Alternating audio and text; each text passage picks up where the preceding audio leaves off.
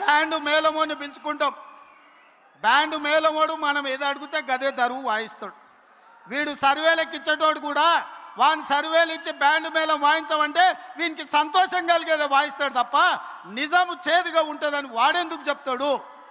అసలు వాళ్ళయ్యా ఆయల్లా రెండోసారి ప్రభుత్వం వచ్చినప్పుడు హరీష్ రావును మంత్రిని చేయనికే ఏడాది పట్టింది.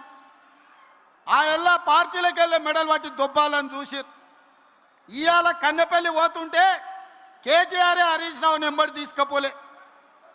ఆల్రెడీ హరీష్ రావు బీజేపీలతోని సందపూసుకేస్తూనే ఉన్నాడు, చీకట్ల మాట్లాడుతూనే ఉన్నాడు. కాదని భద్రాచలం రావుడి మీద ఒట్టేయమని హరీష్ రావును. నేను బీజేపీలతో మాట్లాడతలేను, బీజేపీలకు ఓనని భద్రాచలం రాముడి మీద వాళ్ళ మేనమామ కేసీఆర్ మీద ఒట్టేసి హరీష్ని చెప్పమను. నువ్వేడుంటావో తెలియదు, నీ బావేడుంటాడో తెలియదు. కేసులకు భయపడి నీ పార్టీని బీజేపీలో విలీనం చేస్తామని నీ చెల్లెలే ఒక పక్క నుంచి చెప్తుంది. మీ దొంగ సొమ్ము 1400 కోట్లు ఆంధ్ర కాంట్రాక్టర్ల నుంచి కొల్లగొట్టిరా నీ సొంత చెల్లెలే చెప్తుంది.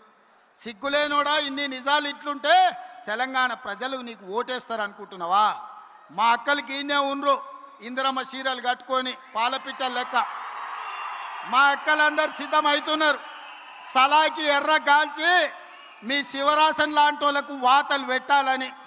మీ ఖమ్మంలో కానీ శివరాసన్ ఉన్నాడు తెలుసు కదా, తెలుసా?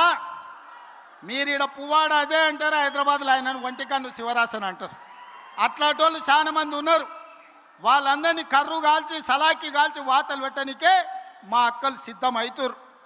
నేను ఒక్కటే చెప్పదలుచుకున్నా, ఆనాటి ప్రభుత్వం చంద్రశేఖరరావు మొదలుపెట్టిన పథకాలు షాదీ ముబారక్, కళ్యాణ లక్ష్మి, రైతు భరోసా, లేకపోతే ఏ పథకమైనా ఈ ప్రభుత్వం రద్దు చేసిందా మీరు ఒక్కసారి ఆలోచన చేయండి.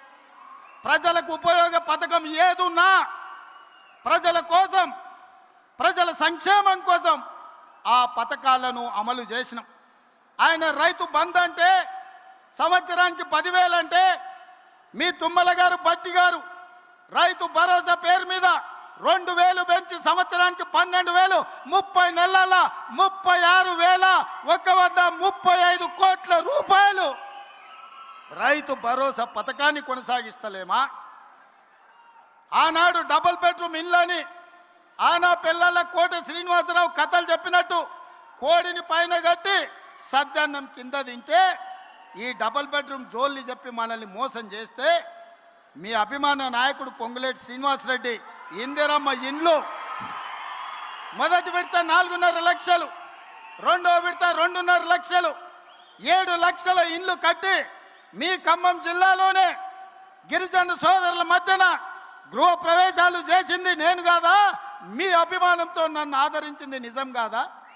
సన్న బియ్యం భద్రాచలంలో పాయలం వెంకటేశ్వర గారి కాన్స్టిట్యున్సీలో గిరిజనుడి ఇంట్లో సన్న బియ్యంతో బుక్కెడు బువ్వ నేను వచ్చి తినిపోలేదా? ఈ పథకాలన్నీ లేవా? ఆనాడు వాళ్ళు రేషన్ కార్డులు ఇవ్వలే. ప్రతి పేదవాడికి ఈనాడు రేషన్ కార్డు ఇచ్చినాం. ప్రతి పేదవాడికి సన్న బియ్యం ఇచ్చినాం. 50 లక్షల కుటుంబాలకు 200 యూనిట్లు ఉచిత విద్యుత్ ఇచ్చినాం. పేదవాడికి 7 లక్షల ఇందిరమ్మ ఇండ్లు ఇచ్చినాం. పేదవాడికి 20,617 కోట్ల రూపాయలు రైతు రుణమాఫీ 2 లక్షల వరకు చేసినాం. ఆనాడు 1,00,000 రూపాయలు అన్నాడు, 4 విడతలు అన్నాడు, అసలు అన్నాడు, మిత్తి అన్నాడు. చివరికి రైతు చేతిలో అప్పు, రైతు చేతిలో సిప్ప, రైతు తల మీద అప్పు మిగిలిపోయింది. కానీ ఈ ప్రభుత్వం రైతులకు రైతు రుణమాఫీ చేసి చూపించింది.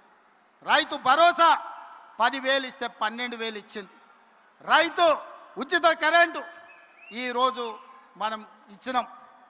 వడ్ల కొనుగోలులో ఉత్తమ్ కుమార్ రెడ్డి 30 నెలల్లో 80,000 కోట్ల రూపాయలు సివిల్ సప్లైస్ కమిషన్ నుంచి రైతుల కోసం ఖర్చు పెట్టినాం. తెలంగాణ ఉద్యమమే 69 తొలి తెలంగాణ ఉద్యమం, పాల్వంచలో తెలంగాణ ఉద్యమం ఖమ్మం జిల్లాలో పుట్టింది. బంట్రోతు ఉద్యమం కోసం మొదలైన